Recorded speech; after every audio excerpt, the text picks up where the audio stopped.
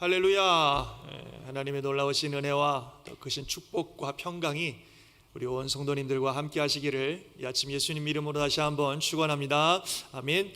자, 오늘은 본문 창세기 22장 1절에서 19절 말씀 중심으로 브엘세바에서 모리아까지 이런 제목으로 함께 말씀 듣겠습니다. 우리 제목 같이 한번 읽어볼까요? 시작. 브엘세바에서 모리아까지. 아주 너무 참 귀한 말씀이고 또 중요한 말씀인데 잘 들으시고 또 큰 은혜와 축복의 시간이 되시길 바랍니다. 성경을 이렇게 계속 보다 보면요, 성경은 우리에게 신앙생활이 어떤 것인가 하는 것을 너무나 분명하고 정확하게 말씀하고 있습니다. 아브라함의 삶을 통해서 신앙생활이라고 하는 그 시작이 어떤지, 또 그 과정이 무엇인지, 또 그 가장 귀한 절정과 열매가 무엇인지를 우리에게 분명히 보여주고 있는 것입니다. 지금까지 우리는 아브라함의 삶을 통해서 아브라함이 어떻게 하나님을 믿는 신앙의 여정을 시작하였고, 또 여러 가지 많은 사건과 과정을 통해서 그가 어떻게 성숙해 왔는지를 보았는데요, 오늘은 그 신앙의 절정, 그 신앙의 궁극적인 열매를 보게 될 것입니다. 이것이 함께 신앙생활하고 있는 저와 여러분들의 신앙생활의 과정이고 또 우리의 목적이기도 합니다. 여러분 잘 들으시고 우리가 걸어가야 되는 이 신앙이라는 것이 무엇인지 다시 한번 분명히 깨닫고 또 그것을 붙들고 그것을 향해 나아가는 우리 모두가 될 수 있기를 바랍니다. 자, 오늘 본문은 보니까 그 일 후에 이렇게 시작을 하고 있습니다. 그 일 후에. 그 일 후에는 바로 전장에 일어났던 사건들을 언급하고 있죠. 우리 21장 지난주에 말씀 나눴습니다. 하나님께서 브엘세바에서 아브라함에게 어떤 복을 주셨는지, 무슨 일을 하셨는지 우리 잘 나누었죠. 하나님께서 아브라함에게 약속하셨던 그 약속들을 실제적으로 경험하는 그런 역사들이 있었습니다. 100세에 그 귀한 아들 이삭을 낳게 하셨고, 또 나그네였던 그의 지위를 하나님께서 높여주셔서 사람들이 존중하는 사람이 되게 하셨고, 또 가나안 땅에서 처음으로 그의 소유가 확정되어지는 그런 놀라운 은혜를 경험하게 하셨습니다. 참 하나님의 놀라운 축복과 은혜의 시간들이었습니다. 그래서 그는 감사와 감격으로 그곳에서 브엘세바에서 영원하신 여호와의 이름을 부르면서 하나님께 감사 예배를 드렸습니다. 그리고서 그곳에서 여러 날을 지냈습니다. 밑에 보면 여러 날이라고 했지만 굉장히 많은 시간들이 지나간 것 같아요. 그래서 이제 독자 이삭도 이제 갓난아이가 아니라 10대 후반쯤 되었을 것이라고 보이는데요, 이렇게 10여 년의 기간 동안 그곳에 있으면서 하나님이 주신 축복을 누리면서 감사하면서 잘 살고 있었습니다. 그리고 그 일 후에 오늘 이야기가 이어지는 것입니다. 하나님께서 아브라함에게 약속하신 축복을 다 받았으면, 그의 생애에서 그가 받을 수 있는, 경험할 수 있는 축복을 다 받았으면 이제 그의 삶의 목적이 다 이루어진 것 같지 않습니까? 이제 하나님이 주신 축복을 마음껏 누리면서 정말 하나님께 감사하면서 잘 살면 되는 거 아니겠습니까? 그런데 성경은 아브라함의 신앙의 삶이 그렇게 끝나는 것이 아니라는 것을 말씀하고 있습니다. 아브라함이 나아가야 될 또 하나의, 또 다른 모습의 신앙의 모습이 필요하다는 것을, 어찌 보면 그것은 지금까지 하나님께서 아브라함에게 주셨던 모든 축복과 모든 은혜로 인하여 그의 삶에 이루어져야 되는 궁극적인 열매, 그의 신앙의 가장 절정과 같은 순간이 남아 있다고 하는 것입니다. 그래서 오늘 바로 그 이야기를 성경은 하고 있습니다. 그 일 후에 하나님이 아브라함을 시험하시려고 말씀하고 있어요. 여기서 시험하신다라는 말은 영어로 보면은 테스트라고 되어 있어요. 테스트. 이 시험의 의미는 우리를 넘어뜨리려고 유혹하는 그런 게 아니라 하나님께서 그의 믿음이 어떠한지 점검해 보시는 그런 테스트입니다. 이 시험이라는 단어, 이 테스트라는 단어가 구약에 종종 등장하는데요, 그 중에서 유명한 말씀이 신명기에 나오는데 이런 말씀입니다. 많이 들어보신 말씀일 텐데, 내 하나님 여호와께서 이 40년 동안에 내게 광야의 길을 걷게 하신 것을 기억하라. 이는 너를 낮추시며 너를 시험하사 네 마음이 어떠한지, 그 명령을 지키는지 지키지 않는지 알려 하십니다. 하나님이 그들의 마음의 신앙이 어떠한지를 확인하시고 점검하신다는 거죠. 또 16절에 보면 한번 이건 같이 읽어볼까요? 시작. 내 조상들도 알지 못하던 만나를 광야에서 내게 먹이셨나니 이는 다 너를 낮추시며 너를 시험하사 마침내 내게 복을 주려 하심이었느니라. 여기서는 하나님께서 우리를 시험하시고 테스트하신다고 그랬는데 그 목적은 복을 주시려고 하신다. 즉 우리의 믿음을 점검하시고 테스트하셨을 때에 또 우리가 바른 믿음으로 그 신화 시험을 잘 통과하면 하나님께서 큰 복을 주시려는 그런 시험이라고 테스트라고 말씀하고 계십니다. 그리고요, 이 시험은요 믿음의 수준에 따라서 주십니다. 감당하지도 못할 엄청난 테스트를 주시고서 그리고 결국 감당 못해서 실패하도록 만드는 그런 악한 의도로 주시는 시험이 아니라 충분히 감당할 수 있는 시험을 주시고 그래서 그 시험을 잘 통과하게 하셔서 결국 복을 주시려는 것이 하나님의 의도인 참 귀하고 선한 그런 테스트인 것입니다. 하나님께서 지금 아브라함에게 그런 시험을 테스트를 하시는 거예요. 그 테스트의 내용이 무엇인가요? 내 아들, 내 사랑하는 독자 이삭을 데리고 모리아 땅으로 가서 내가 너에게 일러준 한 산 거기서 그를 번제로 드리라. 이게 아브라함에게 주신 하나님의 테스트이십니다. 정말 어려운 테스트죠. 참 청천벽력과 같은 말씀이 아닐 수 없습니다. 네 아들, 네 사랑하는 독자 이삭을 번제로 드려라. 이삭이 아브라함에게 어떤 존재인지는 하나님이 더 잘 아실 것입니다. 너무너무 사랑하는 아들이고 하나밖에 없는 독자고 정말 우리말로 눈에 넣어도 아프지 않는 자기 목숨보다도 더 소중한 자기 인생의 전부와 같은 아들이 이삭입니다. 더군다나 이 아들 이삭은 하나님이 주신 아들입니다. 아브라함이 나의 아이를 낳을 수 없을 100세 때 하나님의 약속의 성취로 주신 너무나 중요한 아들입니다. 그런데 그 아들을 번제로 드리라고 하십니다. 번제로 드린다는 게 뭔지 잘 아실 겁니다. 그 제물을 완전히 죽이고 그것을 제단 위에 올려놓고 불을 다 태워서 완전히 태워 부리는 그런 제사가 번제입니다. 어떻게 사랑하는 그 아들을 그렇게 번제로 하나님께 다 드리라 말씀하실 수 있는지 모르겠어요. 내가 제대로 들은 건 맞나? 이런 싶은 생각을 정대로 참 이해가 안 되는, 우리로서는 참 이해가 안 되는 그런 말씀입니다. 그러나 하나님께서는 분명히 말씀하셨습니다. 네 아들, 네 사랑하는 독자 이삭을 데리고 모리아 땅으로 가서 내가 너에게 일러준 그 한 산 거기서 그를 번제로 드려라. 참 어려운 시험이죠. 그런데 놀랍게도 아브라함은 그 말씀을 따랐습니다. 그 다음날 일찍 두 종과 함께 아들을 데리고 하나님의 말씀하신 모리아 산으로 떠났습니다. 아마 그날 밤 한숨도 못 잤을 것입니다. 하지만 그는 지체하지 아니하고 그 다음날 일어나자마자 아침 날 밝자마자 아들을 데리고 두 종과 함께 하나님이 지시한 곳으로 갔습니다. 그리고 3일에 걸쳐서 그 모리아 땅으로 갔습니다. 지도를 보시면은 저 밑에가 브엘스바에서 저 위 모리아까지 약 3일간 걸어가야 되는 그런 길입니다. 참 3일간의 여정이 얼마나 괴로웠겠습니까? 하지만 아브라함은 지체하지 아니하고 3일을 걸어서 모리아 땅으로 올라갔습니다. 그리고 거기 다 도착하게 되자 종들은 그곳에 머물게 하고 자기 아들 이삭과 단 둘이서만 하나님이 지시한 산으로 올라갔습니다. 이 거룩한 순종의 자리를 종들이 방해할까 봐 걱정돼서 아마 그렇게 했을 거라고 생각됩니다. 그러면서 아브라함은 그 종들에게 아주 의미심장한 이야기를 합니다. 너희는 나귀와 함께 여기서 기다리라. 내가 아이와 함께 저기 가서 예배하고 우리가 너희에게로 돌아오리라. 이렇게 얘기합니다. 물론 종들을 안심시키기 위해서 그렇게 말했어야만 했겠지만 그러나 이 말은 단순히 종들을 안심시키기 위한 말일 뿐만 아니라 아브라함의 믿음의 고백이 이 말 속에 들어있다고 믿습니다. 히브리서를 보면 아브라함이 아들 이삭을 하나님께 바칠 때 그가 하나님에 대해 가지고 있었던 귀한 믿음이 있었습니다. 그 믿음이 무엇이냐면 하나님께서 이삭을 살리실 것이라는 믿음이 있었습니다. 할렐루야. 아멘 하시기 바랍니다. 우리 같이 한번 읽어봅시다. 제가 먼저 앞에 부분 읽을 테니까 뒤에는 여러분 같이 읽으면 좋겠어요. 아브라함은 시험을 받을 때 믿음으로 이삭을 드렸으니 그는 약속들을 받은 자로되 그 외아들을 드렸느니라. 그에게 이미 말씀하시기를 내 자손이라 칭할 자는 이삭으로 말미암음이라 하셨으니 그 다음에 같이요.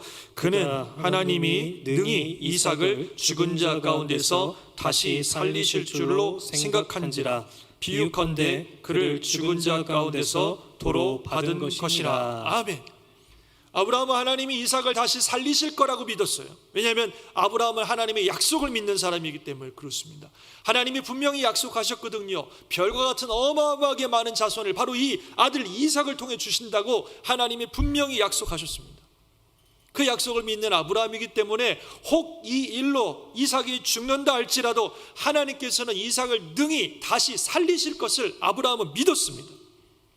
하나님의 뜻대로 자기가 순종하며 살면 절대로 이삭을 죽도록 내버려 두지 않으신다는 사실을 아브라함은 분명히 믿고 있었어요.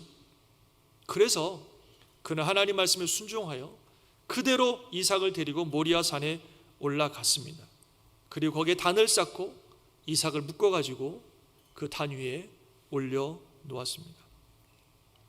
사실 아브라함이 모리아산 제단 위에 올려놓은 것은, 바친 것은 이삭이라기보다 아브라함 자신입니다. 이삭은 아브라함에게서 자기 목숨보다도 더 소중한 아들이고 자기 삶의 전체예요.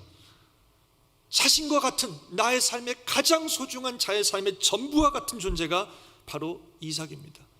그 이삭을, 그 아들을 제단에 바친다는 것은 자기 자신을 제단에 바치는 것과 마찬가지입니다.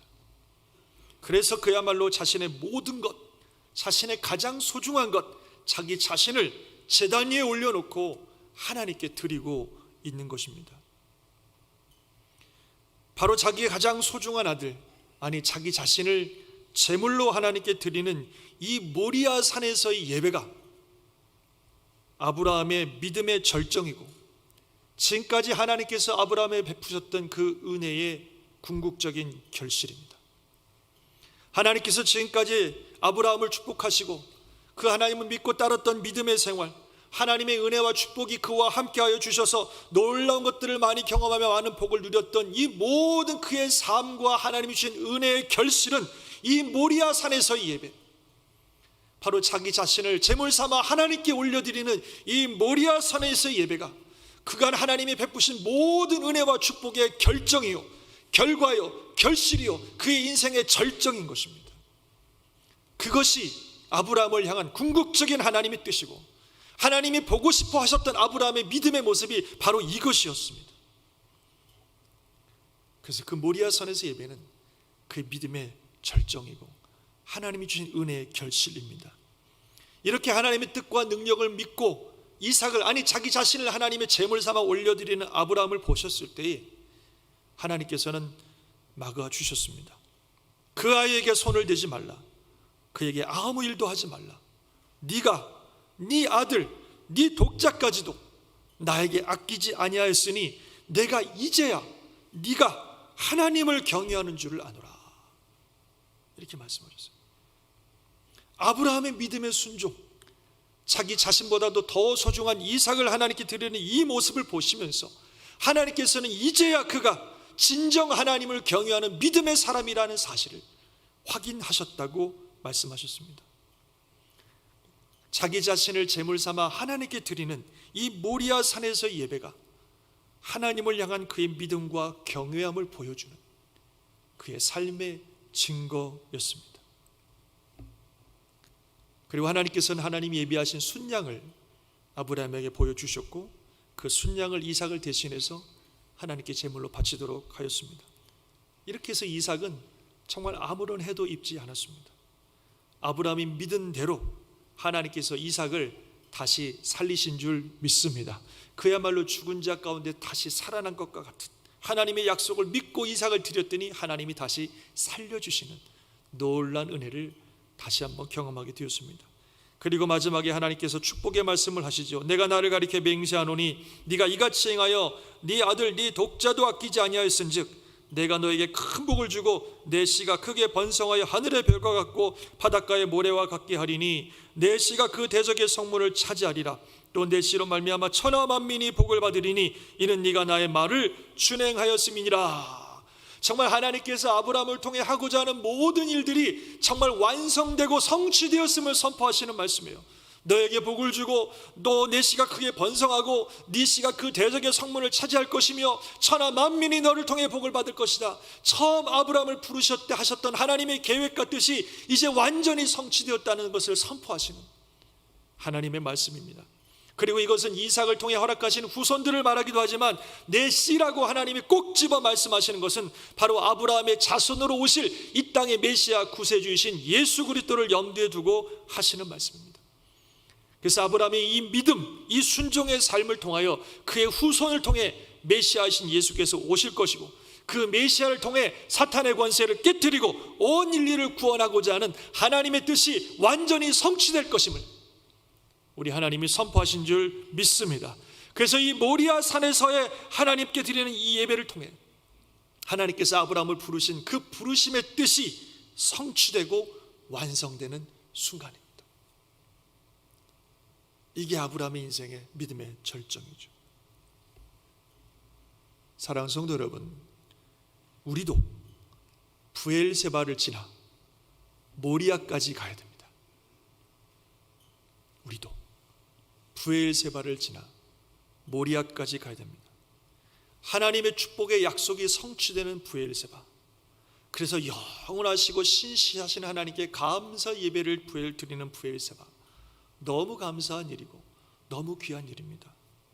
그러나 우리의 신앙은 거기서 끝나는 게 아닙니다.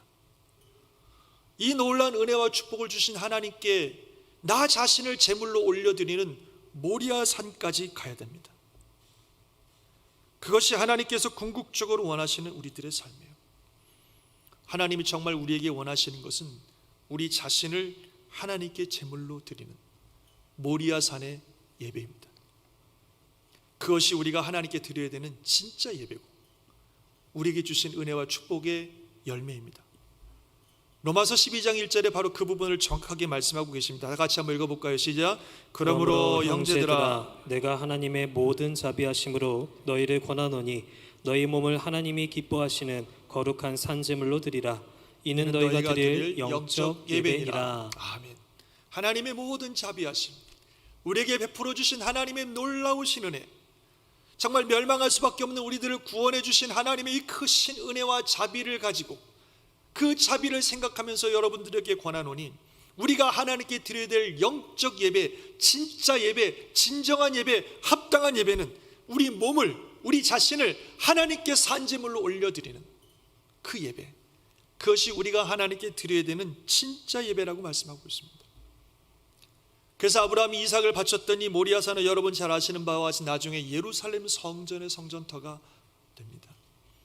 진짜 예배가 무엇인지를 보여주는 그런 은혜와 믿음의 자리이고 믿음의 사건입니다. 그래서 우리는 부엘세바를 넘어서 모리아까지 가야 됩니다. 부엘세바의 축복, 하나님이 약속하신 것을 이루어 주시는 이 축복 반드시 임하실 것이고 또 여러분 받으시기를 원하십니다. 그래서 그 은혜와 자비와 축복에 감사하며 사는 것 너무 기쁘고 행복한 일입니다. 그러나 거기에 머물러 있어서는 안 된다는 것입니다. 그 은혜와 그 자비에 감사하는 마음으로 이제는 우리 자신을 하나님께 드리는 모리아산으로 가야 됩니다. 많은 사람들이 하나님이 주신 은혜에는 감사하고 기뻐하고 좋아하고 그렇지만 이 부엘세바를 떠나지 못하고 모리아로 가지 못하고 여전히 거기에 머물러 있는 모습을 보게 됩니다. 우리의 신앙의 완성과 절정은 부엘세바가 아니라 모리아입니다. 우리의 삶을 하나님께 드리는 모리아산에서 예배. 예수님의 인생을 보아도 마찬가지입니다. 예수님도 부엘세바에 머물러 계시지 아니하고 부엘세바를 지나 모리아까지 가신 걸 알 수 있습니다. 3년간의 공생애를 마치시고 예수님께서 예루살렘 성에 입성하셨을 때 사람들이 막 다 나와서 예수님을 열렬히 환영하면서 우리의 왕이시여 호산나, 지금 우리를 구원해 주세요, 막 소리를 치고 환영했습니다.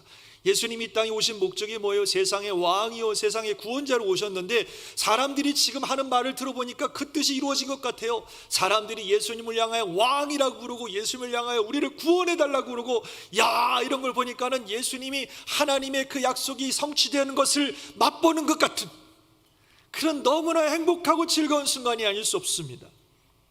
그런데 예수님은 바로 그런 예루살렘에 머물러 계시지 않았습니다. 그분의 사역, 그분의 삶의 진짜 절정, 진짜 목적은 예루살렘이 아니라 골고다 언덕이었습니다. 그래서 그는 예루살렘에서 영광받고 하나님이 이렇게 많은 사람들이 날 인정받게 해주시는구나, 이 축복에 감사하면서 거기에 지내시는 것이 아니라 예루살렘을 지나 골고다 언덕으로 가셨습니다. 그리고 골고다 언덕에서 자기 자신을 제물로 하나님께 바치셨습니다. 그것이 예수님의 삶이었고, 그것이 바로 우리가 따라가야 되는 신앙의 길입니다. 브엘세바에 머물러 있는 것이 아니라 모리아로 가야 됩니다. 하나님이 주신 은혜와 축복의 자리에만 머물러 있는 것이 아니라 우리 자신을 하나님께 올려드리는 모리아 산으로 가야 됩니다. 그것이 신앙의 절정이고 신앙의 열매고 신앙의 목표입니다. 아멘 하시기 바랍니다. 아브라함이 이삭을 모리아 산에 바치려 하셨을 때에 하나님께서 하신 말씀을 주목해 보시기 바랍니다. 네가 네 아들 네 독자까지라도 내게 아끼지 아니하였으니 내가 이제야 네가 하나님을 경외하는 줄을 아노라. 아브라함이 모리아 산에서 자기 자신을 제물 삼아 하나님께 드렸을 때에 하나님께서 이제야 네가 나를 경외한 줄을 아신다고 말씀하셨습니다. 브엘세바에서 하나님께 주신 은혜에 감사할 때가 아니라 모리아의 산에서 자기 자신을 제물로 드릴 때에 하나님은 이제야 네가 나를 경외하는 줄을 안다고 말씀하셨습니다. 우리가 하나님을 진짜 경외하며 섬기는 그 우리의 모습이 드러나는 것은 브엘세바가 아니라 모리아입니다.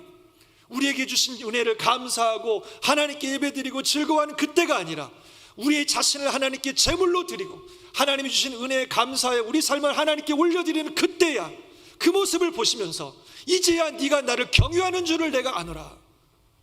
하나님은 그렇게 말씀하신다는 거예요. 우리 그리스도인들이, 성도들이 하나님을 진짜로 섬기는 것이 증명되는 순간은 바로 우리 자신을 제물로 드리는 모리아산에서 예배입니다. 그것이 하나님을 경외하며 증거라는 것입니다.